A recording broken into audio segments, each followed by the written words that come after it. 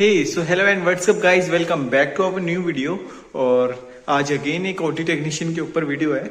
जैसे कि आपने मेरे चैनल्स पे और भी वीडियोस देखी होंगी ओटी टेक्नीशियन के ऊपर, बट आज मैं एक स्पेशल वीडियो ओटी टेक्नीशियन की इसके ऊपर लाया हूं कि एक ओटी टेक्नीशियन का स्पेशली क्या वर्क होता है।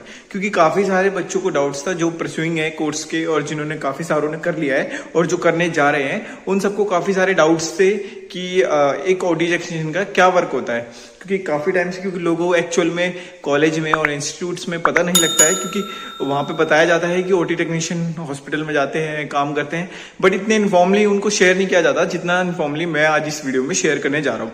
क्योंकि मैं तो कर रहा हूँ इस वर्क को, तो मुझे उस चीज की अब अच्छे से नॉलेज हो गई है कि एक ओटी टेक्नीशियन का एक स्पेसिफिक प्रॉपर एक ओटी टेक्नीशियन का क्या वर्क होता है और क्या उसे वर्क करना चाहिए। तो आज की वीडियो में मैं आपको बताऊंगा कि एक ओटी टेक्नीशियन का क्या वर्क होता है और क्या क्या वर्क उसे करना होता है। तो ये हमारी फाइनली ओटी है। तो ये हमारा ओटी रूम है जो कि आप देख सकते हैं पूरा ये। तो इसे पूरा सबसे पहला वर्क हमें इसे सबसे अच्छे से मेंटेन क्लीन इसमें होने, ये पूरा ओटी रूम क्लीन होना चाहिए, जो कि हम करवाएंगे। जो भी यहाँ पे स्टाफ होगा क्लीनिंग वाला, उससे हम पूरा ओटी रूम क्लीन करवाएंगे। सबसे पहली ड्यूटी तो हमारा ये ओटी रूम क्लीन रहना चाहिए। ये सारी रिस्पॉन्सिबिलिटी हमारी होती है कि हमारा ओटी रूम पूरा प्रॉपर सेट, सारी चीजें एक एक जगह पे जो चीज जहां होनी चाहिए वो वहां पे होनी चाहिए। सबसे पहला और फर्स्ट काम हमारा ये होता है कि हमारा पूरा ओटी प्रॉपरली डेकोरेट होना चाहिए। Means decorate in the sense कि पूरा प्रॉपर अच्छे से वेल सेटल्ड सारी चीजें एक एक जगह पे प्रॉपर रहनी चाहिए। ठीक है, तो अब चलते हैं हमारे सेकंड पॉइंट पे। तो सेकंड पॉइंट हमारा ये होता है, सबसे पहला मॉर्निंग में आते ही सबसे पहला स्टेप हमारा, सबसे पहला वर्क जो होता है, जो कि हमारा होता है कि हमें मशीन्स, यहाँ की लाइट्स, सारी चीजें, एवरीथिंग, क्योंकि ड्यूरिंग केस, मतलब जो केस होता है ड्यूरिंग केस में चीज यूज्ड होती है। लाइक हमारी एनेस्थीसिया मशीन हो गई, सक्शन मशीन हो गई, लाइट्स हो गई, टेबल हो गई, ओटी टेबल हो गई, ओटी लाइट्स हो गई, काफी सारी चीजें। तो सबसे पहले मॉर्निंग में आती है सबसे फर्स्ट सेकंड काम जो हमारा होता है, इसे पूरा प्रॉपरली चेक करना, इसकी इन्वेंट्री करना, सारे प्रोडक्ट्स की इन्वेंट्री करना।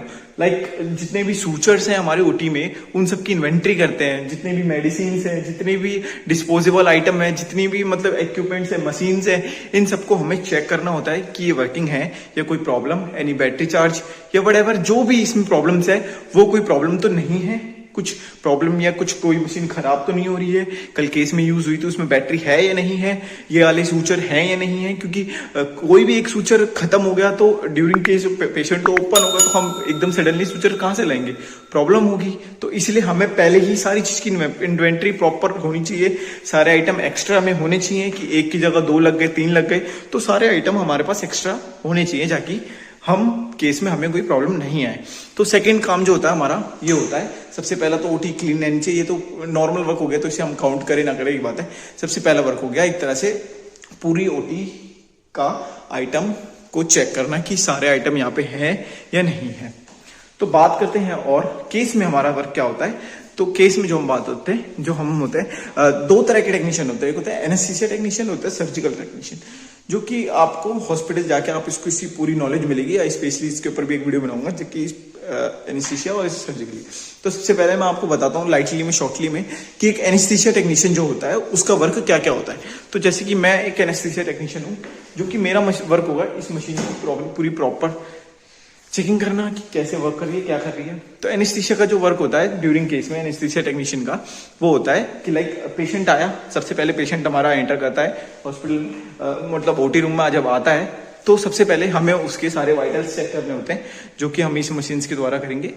ये मशीन्स ऑन करना वगैरह आपको सब आ जाएगा। जब आप आओगे, सीखोगे, तो ट्रेनिंग टाइम होगा आपका, तो आप सारी चीजें सीख जाओगे। तो सबसे पहला जो हमारा वर्क होता है, पेशेंट एंटर किया ओटी रूम में, वैसे ही उसकी सारी वाइटल्स चेक करने, BP, SpO2, pulse rate, beep, सारी चीजें जो भी होते हैं, सैचुरेशन वगैरह सब कुछ उसका चेक करना होता है कि स्टेबल है या नहीं है, या कितना है। क्योंकि हमें सारी चीजें नोट रखनी पड़ती है कि सर्जरी से पहले कितना था, ड्यूरिंग सर्जरी कितना था, और आफ्टर सर्जरी कितना कितना है, वट। तो हमें सारे रिकॉर्ड्स रखने होते हैं। तो इसलिए सबसे पहले जैसे पेशेंट ओटी में चेक करेगा, आएगा, एंटर करेगा, तो एनेस्थीसिया टेक्नीशियन का वर्क होगा कि उसके सारे वाइटल्स चेक करना। ठीक है, सेकंड चीज जो होती है, फिर हमारी पेशेंट की सर्जिकल पोजीशन हम बनाते हैं। लाइक पेशेंट्स की होनी है, जो सर्जरी होनी है, हेमरॉइड होनी है, तो उसके थ्रोट में पोल वगैरह लगा के उसकी पोजीशन बनाएंगे। मतलब जिस तरह की उसकी सर्जरी होगी उस तरह की उसकी पोजीशन क्रिएट करेंगे। सेकंड काम हमारा होता है ये ड्यूरिंग सर्जरी में, ठीक है। तो मैं शॉर्टली आज आपको ये सब बता रहा हूँ जाके आप इजीली समझ भी जाओ और वीडियो भी ज्यादा लंबी ना हो, क्योंकि आप लोग लॉन्ग वीडियोस देखना ज्यादातर मोस्टली लोग पसंद नहीं करते, तो इसलिए शॉर्ट में बना रहा हूँ जाके आप वीडियो को पूरी देखें और शेयर करें। हाँ ठीक है। तो सबसे सेकंड काम जो होता है हमारा पोजीशंस वगैरह क्रिएट करना ड्यूरिंग सर्जरी, हमें कैसे पेशेंट की पोजीशंस रखनी है, क्या रखना है, तो ये सब काम भी हमारा ही होता है एक ओटी टेक्नीशियन। थर्ड जो काम होता है जो हमारा कि पेशेंट को इंट्यूबेशन करवाना, जैसे जनरल में केस हो रहा है तो जनरल में पेशेंट के ईटी ट्यूब इंसर्ट होती है, तो वो एक ओटी टेक्नीशियन अपने एनेस्थेटिक के साथ मिलके उसको इंट्यूबेशन करवाता है, पूरी ट्यूब डालता है, बाय मशीन के द्वारा उसको सांस दी जाती है। हिंदी भाषा में गई जाए तो इंट्यूबेशन से ये कहते हैं कि मशीन के द्वारा उस पेशेंट को सांस दी जाती है। तो ये एक ओटी टेक्नीशियन एक एनेस्थेटिक के साथ मिलकर ये काम करवाता है। और उसके बाद का जो काम होता है एनेस्थेटिक से मतलब वो ड्रग्स रेडी रखना होता है कि कौन कौन सी, जैसे बीपी हाई की ड्रग रख ली, बीपी लो की ड्रग्स रख ली, कोई भी प्रॉब्लम उसे पेशेंट को आती है तो उससे रिलेटेड सारी ड्रग्स हमें रेडी रखनी होती है और अपने एनेस्थेटिक से पूछ के हमें उसे पेशेंट को देनी होती है। लाइक लोड करके रखो, सब कुछ रखो, जैसे एनेस्थेटिक का ऑर्डर आया ये दे दो तो वो दे दो, या सेकेंडली आपको जैसे लग रहा है बीपी हाई हो रहा है तो आप उसे बीपी हाई की दो, बीपी लो हो रहा है तो बीपी लो की दो। बट एक बार हमें अपने एनेस्थेटिक से पूछना होता है कि सर दे दें या आप सर खुद बता देंगे कि आपको देना है या नहीं देना। तो थर्ड काम भी हमारा ये होता है।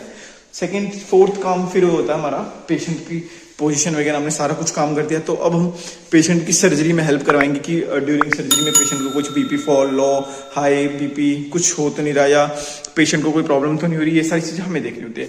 फिर होता है सर्जरी के बाद पेशेंट को पूरा प्रॉपरली हमें उसकी सर्जिकल साइड का उसका ध्यान रखते हुए उसे हमें अपने ओटी से आउट भी करना होता है। ये सारी रिस्पॉन्सिबिलिटी भी हमारी होती है। एक एनेस्थेटिया साइड वाले की असली रिस्पॉन्सिबिलिटी होती है पेशेंट को मेडिसिन देना और उसकी केयर करना ड्यूरिंग सर्जरी, कि उसको कोई प्रॉब्लम तो नहीं आ रही है, आफ्टर सर्जरी उसको कोई प्रॉब्लम तो नहीं आ रही, ठीक है। तो ये सब हमारा काम होता है। और एक होता है कि जैसे ओटी में आने से पहले भी हम सारी चीजें उसकी चेक करते हैं कि कोई पहले बीमारी या वाइटल्स वगैरह या तीत नकली, या क्योंकि तीत नकली का प्रोसेस ये होता है क्योंकि जनरल जब दे रहे होते हैं तो लैरेंजोस्कोप का यूज किया जाता है जिससे कि तीत टूटने के चांसेस ज्यादा होते हैं। इसलिए तो सबसे पहले हमें सारी इन्फॉर्मेशन लेनी चाहिए कि पेशेंट के कुछ नकली तो नहीं है, कोई फ्यूचर में कोई बीमारी या अभी कोई टेस्ट, तो सारी रिपोर्ट्स वो तो प्रोसीजर आपको जब समझ आएगा, जब आप एक वर्क करोगे कहीं पे तो आपको पूरा प्रोसीजर समझ आ जाएगा कि क्या होता है क्या नहीं होता। तो ये सब चीजें भी चेक करनी होती है, ठीक है। तो अब बात करें सर्जिकल साइड की, थोड़ी सी बात करता हूँ मैं सर्जिकल साइड का, आपको थोड़ा सा आइडिया दे देता हूँ कि जो सर्जिकल साइड का टेक्नीशियन होता है उसका क्या वर्क होता है कि ड्यूरिंग सर्जरी जिसमें कि वो सर्जन को असिस्ट करता है। हम करते हैं एनेस्थेटिक को असिस्ट, वो करते हैं सर्जन को असिस्ट। जैसे मान लो सर्जरी हो रही है, अब इसके मान लो राइट हैंड की सर्जरी हो रही है तो वो जो सर्जिकल साइड का टेक्नीशियन होगा वो उसकी साइड पूरी सर्जिकल साइड प्रिपेयर करेगा। लाइक यहाँ पे कोई हेयर तो नहीं है, हेयर होंगे तो क्लीन कर देंगे और पोजीशन उसकी क्रिएट करेंगे कि कैसे होगी, जैसे ऐसे हाथ रहेगा। और फिर ड्यूरिंग सर्जरी में वो पूरा सर्जन को असिस्ट करेगा, लाइक कटिंग में, सूचरिंग में, और कुछ इंट्यूबेट करना हो, कोई प्लांट डालना हो, कोई प्लांट निकालना हो तो उसमें पूरी हेल्प करता है। लाइक पूरा सर्जिकल भी स्क्रब होके, मतलब स्क्रब इन द सेंस पूरा वो स्क्रब रहता है पेशेंट, मतलब टेक्नीशियन जो होता है वो भी हमारा स्क्रब होता है, स्टाइल रहता है पूरा टोटली ऊपर से नीचे तक पूरा स्टाइल होके मतलब स्क्रबिंग साइड को देखता है, एक सर्जन के साथ मिलके उसकी पूरी प्रॉपर हेल्प करता है ड्यूरिंग केस में। और फिर सेकंड काम उसकी सर्जिकल पोजीशन, ड्रेसिंग वगैरह सब कुछ उसको प्रिपेयर करके पूरा रेडी करके ही पेशेंट को बाहर भेजते हैं। तो दो साइड में बटे होते हैं मेनली। ओटी टेक्नीशियन का काम ज्यादा हार्ड भी नहीं होता, ज्यादा लो भी नहीं होता, मीडियम में होता है। बस थोड़ी क्या मतलब मैक्सिममली ड्रग्स की नॉलेज होती है। एक ओटी टेक्नीशियन को सारी ड्रग्स की नॉलेज रखनी होती है कि कौन सी कब देनी है, कैसे देनी है, ये सब चीजों की पढ़ाई होती है ओटी टेक्नीशियन में।